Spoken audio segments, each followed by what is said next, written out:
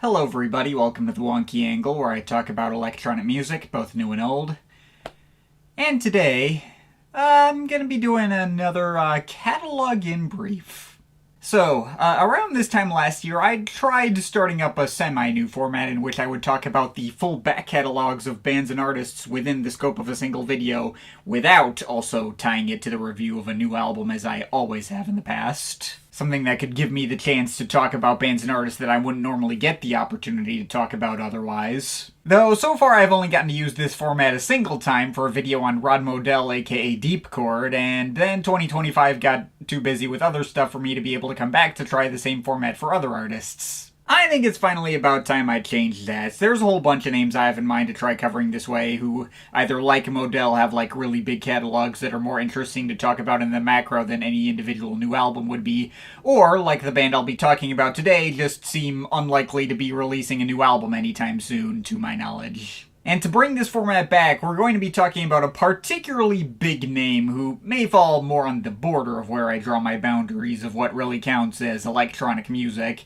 and depending on the album may fall outside of those boundaries, but whose impact on the genre of electronic music specifically feels far too important to discount them from my format altogether. So today, we're talking about New Order. The band of Bernard Sumner on lead vocals and guitar, Stephen Morris on drums, Gillian Gilbert on keyboards and guitars, and originally Peter Hook on bass, although he would eventually break off the band and be replaced by Tom Chapman. Also in the 2000s, Phil Cunningham joined the band on various instruments, including keyboard and guitar. Now, I've done many different videos over the history of this channel, pretty much designed to catch myself up on legendary 80s synth pop outfits such as Depeche Mode, Erasure, OMD, Pet Shop Boys, or Gary Newman. New Order has been in my mind as someone to join that club as far back as when they came out with their last album, Music Complete, in 2015. Although I didn't cover that album at the time, since 2015 was literally the year I started this channel, and the idea of digesting their whole back catalog in time to make a timely review of that album seemed a little too ambitious for what I was capable of back then. Probably the right call.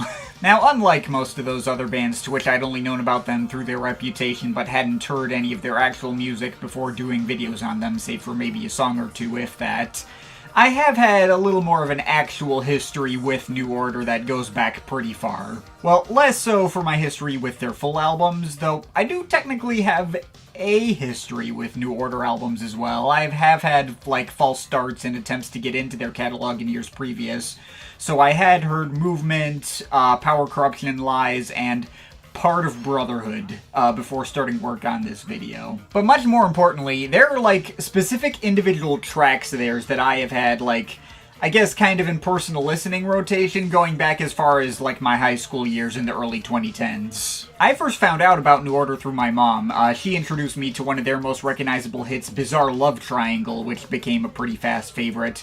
It just caught my eye on title alone, but the tune behind it, the way the synths played into it, and the absolutely incredible payoff for the chorus, that is just a track that makes me happy. Not too much long after, I found a couple of other tracks of theirs through iTunes Essentials playlist, like their other arguably even bigger signature track, Blue Monday. That's like they were there doing techno, just as techno as a genre was still in its earliest infancy, and obviously playing to a way wider mainstream audience than that genre's actual forerunners. One of those tracks so well cemented in history that pretty much everyone knows it even if they don't think they know it, and even if they're not that big music fans. It's only the best-selling 12-inch single of all time, so you know. Also at the same time, I picked up the Arthur Baker remix of their track Jetstream, which I also thought was amazing at the time, and I still think kind of slaps for very different reasons than either of those other two, despite having nowhere even close to the same notoriety. All three tracks did get like roughly an equal amount of playtime for me back in the day. And that's not even to mention Bernard Sumner's guest vocal appearances for bands I've had an even more formative history with, like 808 State's Spanish Heart, or the Chemical Brothers' Out of Control. Out of all the 80s synth pop legends from this era, New Order are almost certainly the one that I have the most personal experience experience with prior to talking about them in the context of a video. Even though I'd never sat through their entire catalog front to back, I felt like I knew just barely enough about them to be able to call myself a fan, even if a shallow one, and that they could fall within the format of this channel. Well, not everything they do easily falls under my format. I did mention that I'd only heard part of Brotherhood, and because I checked out a CD of that one from the library hoping to get more stuff that sounded like Bizarre Love Triangle, only to be mildly disappointed that the first several tracks just sounded more like regular new wave rock songs without the synthesizers or drum machines, and I dipped out before actually getting to hear the album in full and find out what they were actually trying to do with that album, as I will get to. While I can always enjoy me some rock in those new wave veins, and New Order are a big part of why, I obviously don't have as deep a connection with the more rock-leaning stuff as I do with the electronic stuff. It's not a language I feel as fluent in. And just for the record, not every 80s new wave band who happened to use synthesizers feels quite electronic in mindset enough for me to talk about. For example, I don't see myself doing a video like this on The Cure, a legendary band, lots of tracks I like and have known for years thanks to my parents' dinner playlist. Directly influential on plenty of bands I do have a much closer personal connection to, but I'd probably feel a bit too out of my element actually talking about and judging their stuff. I'd feel like other people with more pop and rock sensibilities would likely be better equipped to talk about them. That'd work better as a Mike the Snare video than a Wonky Angle video, I think. I knew enough New Order to know that it's more accurate to say they fall under my electronic format about half the time, while the other half they stick to more straightforward pop rock and post-punk adjacent styles, but still, the existence of Blue Monday alone pretty much just cements their place in electronic music history forever, and the fact that track and Bizarre Love Triangle are their two most well-known moments reads to me that they count enough. And I feel like I am way overdue on actually catching myself up on their full catalog, well over a decade overdue now, quite frankly, so I decided it is finally time to end that wait. Here's my thoughts on the New Order discography so far. Alright, so this video may be about New Order, but no video on this band's history would be complete if it didn't mention that other very successful and well-known band which was a direct precursor to it, Joy Division. Originally featuring all the exact same core members, Bernard Sumner, Stephen Morris, and Peter Hook, but lead vocals were instead handled by one Ian Curtis, who would tragically pass away to suicide only 2 months before the band's second album would be released. Now, Joy Division's two albums are both considered to be absolute classics and some of the greatest albums ever made, full stop, depending on who you ask. Both get hits with 10 out of 10s all the time from every different major music publication ever. Although, the Joy Division albums are seminal classics for the post-punk scene specifically. They're not really electronic like that. Joy Division and New Order may have 3 key members in common, and one of these bands directly birthed the other, but they are 2 very different bands at their core, and Joy Division don't fall under my format quite as easily as New Order do. I'm still talking about the Joy Division albums anyway, because it doesn't make sense to just skip this part of their history altogether. Some Joy Division songs are still regular staples in New Order live sets to this day. When it comes to their first album, Unknown Pleasures in particular, there's not a single synthesizer on this thing to be found. It is an extremely stripped back, simple, and fairly lo-fi sounding rock album. Very empty and sparse sounding, and as dark and oppressive as, a modern-day Outtaker concert. And I thought it was nice. I did get the appeal of this thing right away. I feel like most of its resonance lies in the depressing tone of the lyrics and Ian Curtis's vocal delivery. Even without knowing the context that Curtis would be taking his own life less than a year later, it is very easy to tell from the music that he was going through some shit. He does carry a lot of dramatic weight and emotional gravity in his voice, even on the closing track when it sounds like he's going down a children's slide. Whee! And to be fair, the hooks and melodies are all quite solid. Tracks such as Disorder and She's Lost Control are quite catchy. I can see the direct through-line out tracks like those would lead to the style and approach of their material as New Order. So in that sense, I can easily understand how this stuff really resonated on the level that it did for certain audiences. Though ultimately, as someone whose taste is obviously centered around electronic music and not punk, my enjoyment tends to be much more informed by the actual music, soundplay, and instrumental palette, and in those departments this stuff didn't really interest me that deeply. I did enjoy the album, to be absolutely clear. It's just more the kind of thing I respect from a distance than the kind of thing I feel like I'd want to keep around for myself longer term. The second Joy Division album, I have more or less the same kind of feelings how I feel on the first one, although this one is a slight bit closer to my usual bag. It's still a fairly gritty and edgy post-punk album first and foremost, centered around fairly simple and lo-fi rock instrumentals, but there are also some minor implementations of synthesizers on this one. A little bit of a weirder sonic edge, and there's a bit more variety in sound. The first two and last two tracks in particular were probably the biggest highlights for me. I thought the trippy guitar effects on Atrocity Exhibition were pretty interesting. Isolation had the brightest lead melodies. And The Eternal and Decades introduced some pianos and synths respectively to really let that creepier and more haunting atmosphere sink in. Also, I guess some expanded versions may or may not also include their loose single Love Will Tear Us Apart, which might be Joy Division's most well-known track overall. Certainly the track of theirs I personally knew the best beforehand, thanks to Square Pusher having covered it once. But yeah, beyond that, you can pretty much copy-paste my thoughts on Unknown Pleasures to this. It may be considered like a 10 out of 10 masterpiece by many a music writer, and it's massively influential on lots of bands I like even more, though I'd be lying if I said it spoke to me on that visceral a level on its own.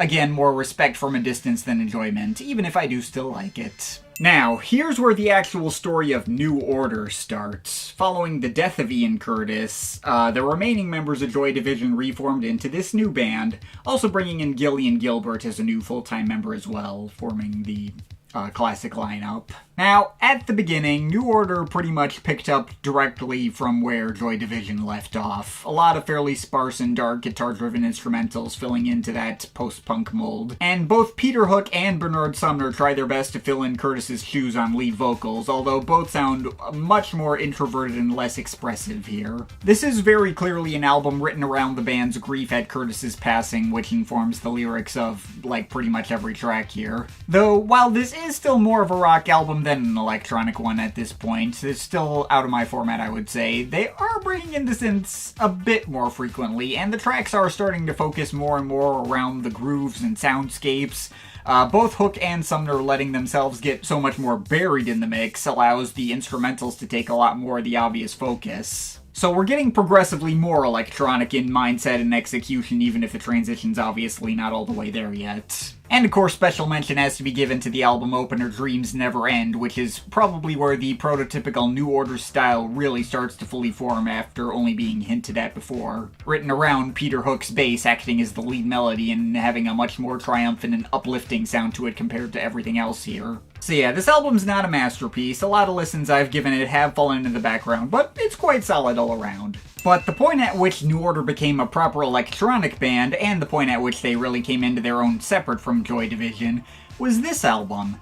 This is where you start seeing the likes of Giorgio Moroder being floated around as comparison points and stuff. Obviously not to say they stopped being a rock band at this point. Tracks like the opener Age of Consent or the closer Leave Me Alone with their big triumphant melodic bass riffs and Sumner's much more self-assured vocal performances still play to similar kinds of sounds as the most energetic moments of their previous album. By the way, this is also the point at which Bernard Sumner actually starts sounding like Bernard Sumner instead of just mumbling in the background, I guess. But the synths and dance grooves on this album are way more central to the experience than anything they'd done before, and that goes for both the more up-tempo moments like The Village, Ultraviolence, or Ecstasy, which work the live bass and guitars into otherwise electronic backdrops. The former of those three in particular is one of the most representative of what New Order as a band are like really all about for me. That's a great track. As well as even like the slower moments, such as like the vaguely dub-inspired slow burn We All Stand, or the synth string-backed ballad Your Silent Face, which is a big favorite as well. Now, the standard edition of this album is great as is, though certain versions of this album, like the version I own on CD here, also shoehorns in the ever-legendary Blue Monday. Though instead of sticking it on the end as like an afterthought, they put it smack dab in the middle of the track listing and turned that track into like the album's big centerpiece, which is an absolutely inspired sequencing choice that I think elevates the experience of this album even further. Also turns the track 586 from what would otherwise feel like a still enjoyable but maybe slightly watered down version of what they did on Blue Monday and they turned that into like a warm-up to lead into that track, and it's really cool. Now, that version of the track listing also tacks in an instrumental version of Blue Monday called The Beach at the end, which might be a slight bit overkill. Leave Me Alone is a better closer, but I do still prefer that version of the track listing anyway. Regardless of which version you pick up, this album is a classic, and you probably did not need me to tell you that. I agree with the general consensus that this is probably the best starting point for someone looking to get into the band for the first time. But with this album, they even further double down on the synth pop direction, combining their electronic and rock influences a lot more seamlessly with tracks that feel a lot more tight and songful compared to the slightly more open-ended jam-like approach their last two albums had. While I think Power, Corruption, and Lies plays a slight bit more to my usual tastes in terms of its structuring, that felt more like a dance album, where this one is more pop, enjoyment-wise, they're frankly right about on par with each other. The songwriting here is certainly sharper, the anti-war story of love vigilantes is probably the best set of lyrics to come out of this band. And they're coming up with even better tunes. The Perfect Kiss and Subculture are the biggest hitters on the electropop side, the former of those probably being my favorite. Though Sunrise is a great high-energy rocker, Elegia is a great mildly creepy instrumental, the slap bass on Closer Face Up is really fun too. All 8 tracks here hit on about an equal level with no filler. There's a pretty solid case for this album being their best one as well. Stephen Morris has gone on record calling it his favorite of their albums. Mainly because they put his face on the cover, but whatever. And we get this one, which was technically the first one I ever tried to listen to. Like I mentioned earlier, when I tried it in high school, I didn't make it far enough into the record to figure out what they were trying to do, but the actual conceit of this record is that it's split into 2 halves. The first side is all rock songs, and the second side is dance songs. This is kind of where it starts to become obvious that there might be some internal creative differences in the band. Peter Hook in particular apparently wasn't really as much of a fan of the electronic stuff as the rest of the band, but they still found a way to compromise here, albeit with markedly less cohesive results. The first side of the album is nice and all, shows them delivering a lot of enjoyable, higher energy and uplifting tunes in their usual style.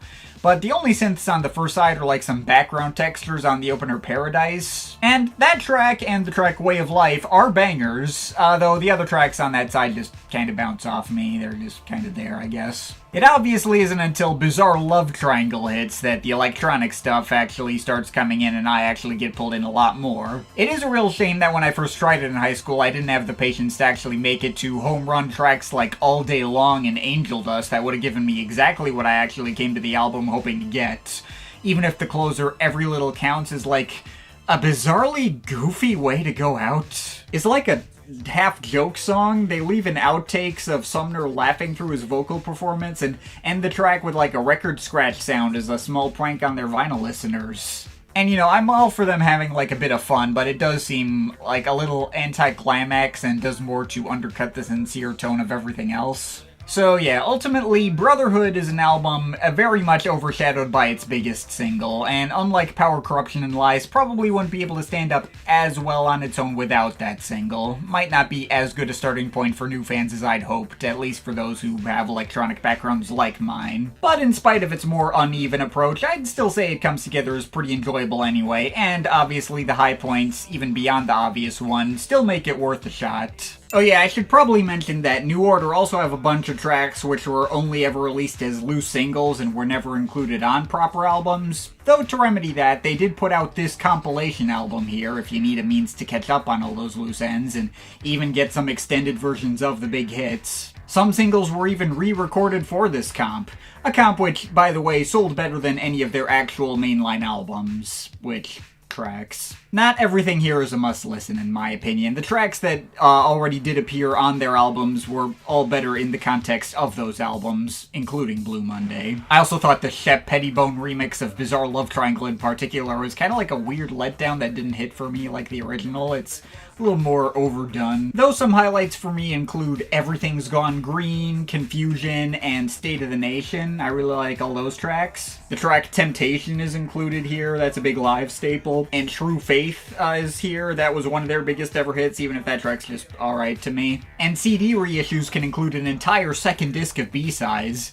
most of which are just instrumental versions or alternate remixes of the singles, so I glossed over most of that. So there is a single included there called Murder, which was a pretty interesting and creepy, like, bass guitar and sample-driven instrumental that showed them getting a bit more experimental than usual, so that's a thing, I guess. Anyway, at the end of the 80s, they spent some time recording their next album in Ibiza, where they ended up discovering the burgeoning acid house scene and being fascinated by what they heard. And the album that ended up coming out of this inspiration might actually be my favorite of their work yet. Now, I clearly have some bias towards this approach. I think we know well that 808 State are one of my favorite bands of all time, and New Order's attempts to fuse their previous alternative and synth pop styles with acid house ends up with material that really speaks to my fandom of that group in particular. Tracks like Fine Time and Round let them get a bit more experimental, and tracks like Mr. Disco and Vanishing Point just have fantastic build-ups and payoffs along with great pop tunes in those classic 90s acid house frameworks. And tracks like Mr. Disco and Vanishing Point just have fantastic build-ups and payoffs along with great pop tunes in those classic 90s acid house frameworks. Now, like Brotherhood, the dance tracks only take up about half the album. There's 5 more rock-leaning tracks as well, but unlike Brotherhood where one side was like pulling me in noticeably more than the other, Technique gets the rock tracks to hit roughly on par with the dance tracks, and fit them a lot more naturally together, not just through the sequencing, which much more equally disperses the dance and rock tracks across the album instead of like segregating them into either side of the vinyl, but more importantly through the production and mixing, which is their best sounding yet. Really gets these tracks to hit a much more lively and energetic note, and even the rock tracks that lean away from the synths are able to hit on that more visceral note for me that the dance tracks usually can. The closer Dream Attack in particular is the biggest home run out of those. So yeah, I can confirm the hype for this one as well. It is excellent. Now, the 80s decade may as well belong to New Order, but almost the immediate moment you get out of the 80s, there's a pretty sharp drop-off in terms of how much people talk about them. Lots of people love to nerd out over their classic 5-album run from Movement to Technique, but the same enthusiasm isn't really extended to their stuff afterwards. Least of all from the band themselves, who all seem to, like, really hate this album in particular, and mark this as the point at which their creative differences got to be too much to reconcile. They had a miserable time recording this and would break up shortly afterwards. Even the album's track titles and some lyrics feel telling of things imploding behind the scenes. Tracks like Ruined in a Day, Regret, Liar, Times Change. The hook of that, I think the track Special goes, "It isn't what it used to be." Although this is far from like a career-ending train record. New Order, for the record, have never had like a universally panned album. And this one still got plenty of good reviews and fan acclaim at the time. While this is not like a Technique-level home run, I did still quite enjoy my time with this one, mostly since they stuck to the 90s acid house influences on this one. The opening track, Regret, is, I think, the only more rock-leaning track. The rest tends to appeal a lot more to my typical dance music sensibilities. So this album hits kind of a similar note to something like Cabaret Voltaire's groovy, laid-back, and nasty, which may sound backhanded for some, but I do love that album, so that parallel is only a compliment in my eyes. Now, I don't think I would say I love this album. The songwriting is not as sharp or catchy here as it was on Technique. The production isn't as punchy or crisp as it was on that album either. And it's not, like, the most memorable of material in this particular vein. Also, I'm not crazy about Sumner's one-off attempt to rap, but the grooves, sounds, melodies, etc. that I do always enjoy in this particular genre hits all the kinds of notes I would want them to. They both feel authentic for the scene while also feeling like a good fit for their style. I may be an easy sell for this kind of material, but hey, if it hits, it hits. It's a good album. Anyway, New Order set out the rest of the 90s, at least as a full band. Gillian Gilbert and Stephen Morris got married and put out a couple of albums under the name The Other Two, and Bernard Sumner did some work in the band Electronic with Johnny Marr of the Smiths. But fast forward all the way to 2001, when New Order finally reformed and attempted a comeback here. After 2 albums in a row that really leaned into the dance influences, they circled back around towards making a regular rock album again. Not abandoning the synths altogether, but sticking way more to the guitars and updating their production style to fit more within the early 2000s alternative scene, I guess. And it's nice. less sonically interesting for me, although I'll admit they are approaching this stuff with a lot of energy, trying to hit on big emotions, and they still have the melodies to back themselves up. The opener Crystal stuck around as a live staple, that's a clear standout, though the track Someone Like You was the one that really stuck out as my biggest favorite. That one was great. Also, Bobby Gillespie from Primal Scream and Billy Corgan from the Smashing Pumpkins make guest appearances. They're both on some of the album's weaker or more forgettable tracks, but that's a thing too, I guess. This album is not a keeper for me. It might actually be my least favorite of their main studio albums, but it is not a dud either. I've heard way lower low points from other 80s synth pop legends. If this is the worst they've got, that is still pretty impressive. Anyway, they had one more album in the 2000s, although there was a lineup change for this one. Gillian Gilbert ended up deciding to break off and sit this one out, so her role was replaced by Phil Cunningham, who would stay on board even after Gillian Gilbert would return later. Now, this is the album with the track Jetstream on it, which is, as mentioned above, the last New Order track that I have like a real long-term nostalgia connection with. Even though it was specifically the Arthur Baker remix that I found on the iTunes Essentials playlist and fell in love with back in high school, not the original. I am still probably biased towards that version, being, a bit more techno-y and adding some rudimentary synth stabs that act as a secondary hook, but it also turns out that Arthur Baker didn't actually tamper with the track on that fundamental a level. The original still hits on kind of the same level that the remix does for me. In any case, I continue to love that track, and I think it is crazy underrated in their catalog. It's probably the single catchiest hookin' tune they'd come up with since the 80s. J-E-T. And I always thought the whole, airplane theme of it was really cool as a teenager, too. Let's say elevated a number of plane rides in the past. Pun intended. On the merits of my love for that track, I went into this album hoping to give it more grace than most fans and critics who view this to be one of the band's very weakest efforts.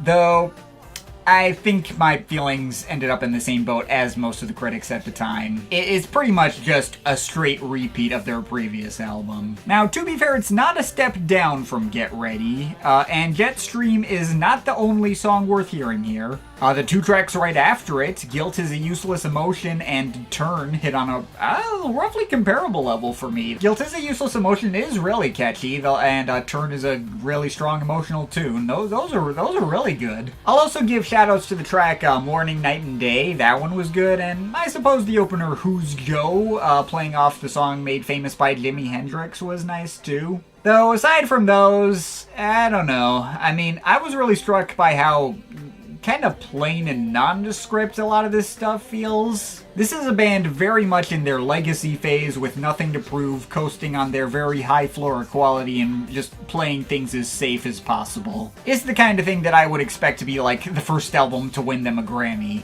which technically it wasn't, although Guilt is a Useless Emotion did get them their first ever nomination in the Best Dance Recording category that year, so I think the point stands. The album is decent at worst, and it does have its moments. I think there's more standouts here than there are on Get Ready, but as a complete whole, it's still pretty uneven, and I wouldn't say it's really essential listening. Anyway, after that album, they broke up again and went on another lengthy hiatus, during which Peter Hook would break off the group and never return. Although, after some behind-the-scenes legal disputes, they eventually returned in 2013 with this small collection of leftovers that didn't make the cut for Waiting for the Sirens Call, which is technically counted as their next regular album. This one also gets all over the place reviews. Some say this is their worst collection of tracks ever, while some say this was actually better than the parent album these tracks were originally recorded for. Certainly they got a much better album cover for this one. And personally, I think I might actually fall in the latter camp of saying it is a slight step up from Sirens Call. Not a massive step up, but, a little step up. There's no standout here that hits the kind of height for me as Someone Like You or Jetstream, but I do enjoy all the tracks here on a roughly equal level, and it didn't have any of the cornier or more boring low points their last two albums had either. I do like how a bunch of these tracks lean more on their electro-disco-y side, like Sugarcane Recoil and Shake It Up. I think the opener, I'll Stay With You, is a pretty hard-hitting rocker, and it ends in a remix of I Told You So, originally the most tedious track on Sirens Call, but given a lot more interesting texture and a semi-experimental feel that let it stand out a lot better than the original ever did. So, yeah, I mean, all around, you're not getting any of their best ever work here, but this is just an enjoyable collection of 8 good New Order songs that has absolutely nothing wrong with it. There might even be like a potential album that could theoretically hit for me on the level of their 80s stuff if I just take my favorite tracks from here, Sirens Call and Get Ready. Possibly, I don't know. But that finally brings us to what is currently their most recent album from 2015, now over a decade ago. The reviews on this one are even more divisive and all over the place than Lost Sirens, since while Gillian Gilbert did rejoin the band for this album and continues with them to this day, Peter Hook obviously did not. It would be their first album without any of his contributions. And, you know, when arguably the most common fan-favorite band member isn't there anymore, you're going to notice that absence. However, as much as Peter Hook's instantly recognizable style of bass playing has been so integral to the New Order sound, there was also the thought I had that maybe this could low-key be a little bit of a blessing in disguise. As mentioned earlier, Hook was also the band member who always protested the loudest against the most electronic side of their sound. He went on record many times over the years that he always wanted New Order to stay a rock band. And with all due respect to him, Peter Hook's favorite parts of the New Order catalog are not the reason why I've wanted to make this video for so long. Low-key, I was kinda looking forward to this album, since the singles I heard around the time did have that much more electronic flavor to them up my alley. Tom Rowlands of the Chemical Brothers is a behind-the-scenes collaborator on a couple of tracks, and the reviews from fans and critics who were able to look past Peter Hook's absence were calling this a big return to form. Maybe even some who found it to be a bit of a breath of fresh air from their last several albums, sticking to the same formula and kind of beating a dead horse. And, well, I wouldn't go as far to say that this album is like a really huge breath of fresh air from their usual formula. It still sounds like New Order doing New Order things. It is a refreshing turn nonetheless. It's kind of like their attempt to go like a little EDM influenced, like what Erasure did on The Violet Flame the year prior, and that is very cool. This isn't as good as The Violet Flame, which, again, is not saying much, by the way, since The Violet Flame is like my favorite Erasure album full stop. But I can confirm that it is the most exciting front-to-back listening experience they'd put out since at least Republic, if not since Technique, and it is a refreshing return to the more electronic and disco sides of their sound that, you know, was kinda hinted at on Lost Sirens. It's not always their catchiest set of tunes, and the guest features are a mixed bag. I like LaRue's appearances, although Iggy Pop feels pretty out of place, but the dance grooves all go hard for what they are, certainly showing a band modernizing their sound and not being stuck in the past, but without losing their original core appeal. The string backing in some moments is a nice touch too, and the melodies certainly feel really bright and uplifting as they always do. I wouldn't call it one of their best albums ever, but it is very solid all around, and if this ends up being their final studio album, I feel like they will have gone out on more than a respectable high note. So, there we go. That's my feelings on the New Order discography. And the chances of them coming out with another new album past this point are admittedly not zero. They did come out with a loose single in 2020 called Be a Rebel that is also quite good and would have fit alongside the track listing of their last album pretty effectively. And they've been actively touring this whole time, and even put out a couple of live albums. But I'm not holding my breath for, like, a new studio album, and I'm not sure if we even really need another one.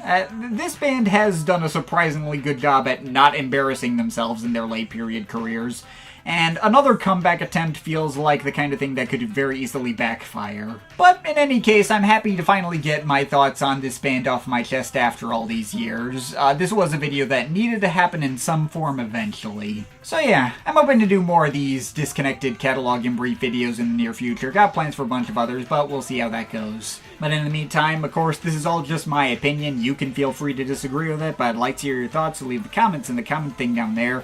Shout out to my Patreon supporters, they're awesome people. You want to add yourself to that list, link to my Patreon is in the description. But yeah, that's pretty much it. That's all for today. See you next time.